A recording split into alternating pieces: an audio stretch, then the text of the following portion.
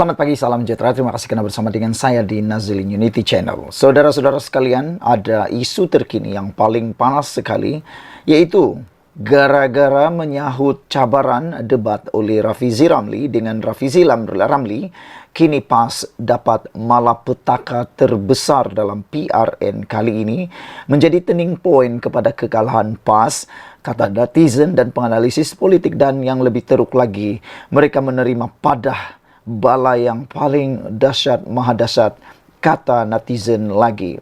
Ada netizen yang menulis bahawa kesilapan terbesar PAS ialah menerima debat daripada Rafizi Ramli dan disahut pula oleh Sahir Sulaiman, yang mana dilihat dalam debat tersebut kelihatan seakan-akan Sahir Sulaiman tidak mampu menandingi kehebatan Rafizi Ramli dengan beberapa isu yang tak terjawab. Dan setakat ini yang paling tular di dalam media sosial ialah apabila pantun Sahir telah menjadi lawak jenaka, iaitu ruh, neh, ambil yang keruh, buang yang jernih.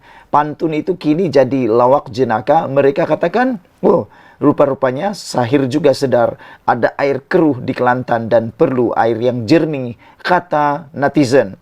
Dan hari ini ada netizen yang mula membaca apabila Rafizi mengatakan dalam laporan di My Metro, menulis, PN masuk perangkap bila setuju berdebat. Netizen bila melihat perkara ini, mereka kata tepat sekali bahawa PN sudah masuk perangkap apabila bersedia berdebat dengan Rafizi, yang mana mereka sebenarnya tidak bersedia, dilihat tidak bersedia dalam debat tersebut. Selain daripada itu, beberapa kesilapan yang paling ketara ialah apabila Sahir menyebut tentang yang telah menggores hati masyarakat Siam, yang kita tahu ramai masyarakat Siam tinggal di Kelantan, Terengganu dan Kedah. Kenyataan yang dikeluarkan oleh Sahir telah menyebabkan masyarakat Siam, pengerusi Presiden masyarakat Siam telah pun memohon supaya menarik balik kenyataan tersebut dan memohon maaf atau akan berdepan dengan laporan polis. Jadi itu sebabnya disangka dapat menarik perhatian pengundi, rupa-rupanya mereka masuk dalam perangkap, dan yang lebih teruk lagi, bawa padah yang luar biasa, malapetaka yang tak pernah dihadapi oleh PAS, Perikatan Nasional, sehingga kini. Kalau baru-baru ini bersatu yang bergolak apabila beberapa pemimpin besar mereka, pemimpin kanan, meninggalkan bersatu pada saat-saat akhir, yang juga pada waktu ini kita tahu mereka kekurangan dana. Begitu juga dengan PAS sekarang mula dilanda oleh banyak perkara yang memang luar biasa, termasuklah Sanusi Maknor. Hari ini Rafizi mengaku, dia kata Perikatan Nasional sudah masuk perangkap bila setuju berdebat. Timbalan Presiden Parti Keadilan Rakyat PKR Rafizi Ramli mendakwa Perikatan Nasional PM masuk ke perangkap apabila ahli Parlimen Bacok Muhammad Sahir C. Sulaiman bersetuju berdebat dengannya mengenai hal ehwal ekonomi pada Rabu. Menyifatkan perdebatan itu adalah kemuncak perangkap, Rafizi yang juga Menteri Ekonomi berkata ia sudah lama dirancang pihaknya dan PN tidak melihat mengenai perkara itu. Dah rancang daripada awal bila kita ambil kerajaan. Bermula bulan Jun, kita lancar satu demi satu pengumuman mengenai hal ehwal ekonomi. Biarlah dia maki hamun sebelum itu. Kata kerajaan tak buat apa, tak guna, tak tunai janji dan sebagainya, katanya pada jelajah madani di Dataran Ampangan malam tadi.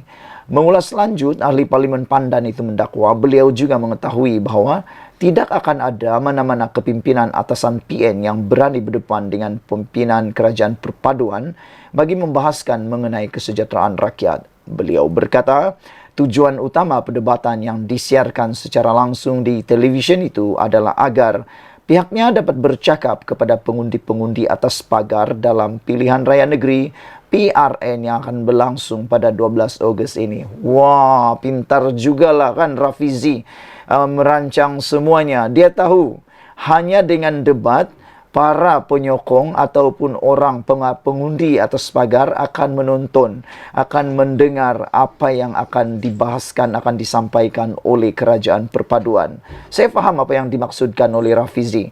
Tidak mungkin ataupun amat mustahil penyokong-penyokong, walaun-walaun ataupun orang yang ada di atas pagar, pengundi atas pagar mahu menonton siaran langsung yang akan dibuat oleh Kerajaan Perpaduan Pakatan Harapan BN. Mereka tidak akan menonton punyalah sebab mereka takut untuk terpengaruh. Tapi oleh kerana debat itu melibatkan pemimpin daripada PAS dan Perikatan Nasional itu, maka pengundi atas pagar dan pengundi yang mengundi PAS sebelum ini akan secara langsung melihat siaran langsung itu, mendengar cakap, mendengar hujah, mendengar apa yang telah dilakukan oleh Kerajaan Perpaduan. Maka besar kemungkinan, kalaupun tidak semua, mungkin akan ada beberapa puluh peratus pengundi atas pagar, bahkan pengundi yang mengundi Perikatan Nasional PAS Bersatu mungkin mula berfikir akan mengubah undi mereka. Bijaksana memang luar biasa juga Rafizi ini. Betul apa yang dia kata. Dia kata PN sudah masuk perangkap. Betul juga lah kan. Baru saya terfikir pula. Begitu caranya untuk membuatkan ahli Perikatan Nasional dan juga pengundi atas pagar menonton dan mendengar hujah daripada kerajaan. Akhirnya mereka dengar dan pasti ada lebih kurang dalam beberapa puluh peratus mula berfikir akan kebenaran itu. Kata Rafizi, beliau berkata tujuan utama perdebatan yang disiarkan secara langsung di televisyen itu adalah agar pihaknya dapat bercakap kepada pengundi-pengundi atas pagar dalam pilihan raya yang akan berlangsung 12 Ogos ini, yaitu esok. Kerana pengundi atas pagar ini tidak dengar ceramah. Dia sebenarnya sibuk dengan kerja seharian, kata Rafizi lagi. Kadang-kadang dia pergi pejabat, dia dengar debat ini separuh. Kemudian separuh lagi dia dengar di sini, di tempat lain. Keputusan memangka parti mana dalam pilihan raya itu selanjutnya dibuat pada saat-saat akhir, 2-3 hari sebelum mengundi. Sebab itu, daripada awal lagi, saya cungkil dan cabar supaya Panglima-Panglima PN ini berani tampil berdebat, katanya. Menerusi ceramahnya juga, Rafizi juga menyentuh mengenai calon PN bagi Hulu Kelang, Datuk Seri Muhammad Azmin Ali dan Datuk Seri Muhammad Sanusi Nor yang bertanding di Jeneri.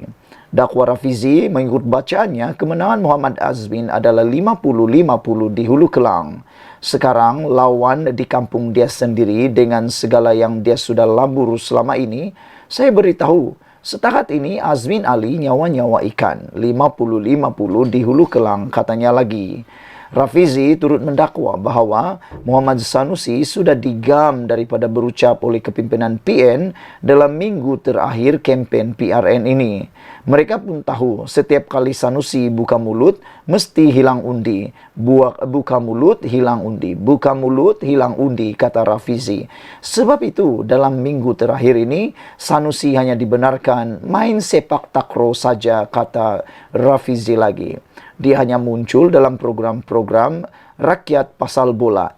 Kita ni pilih menteri besar ke jago kampung main sepak takraw, kata Rafizi lagi.